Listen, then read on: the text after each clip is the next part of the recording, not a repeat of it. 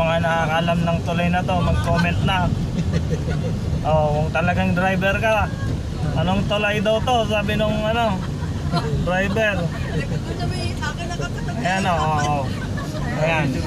May ilog pero walang tubig. Yan. May ilog na walang tubig. Yung igas. Oh, mga nakakalam. Lawak po. Nandun pala yung tubig.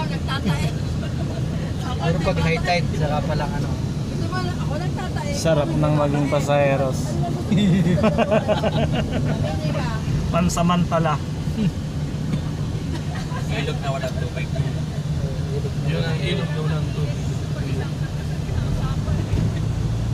Oh, nakakalam ng arko na yan. Mag-ano tayo dito, mag-iiwan tayo ng pera dito sa arko na to.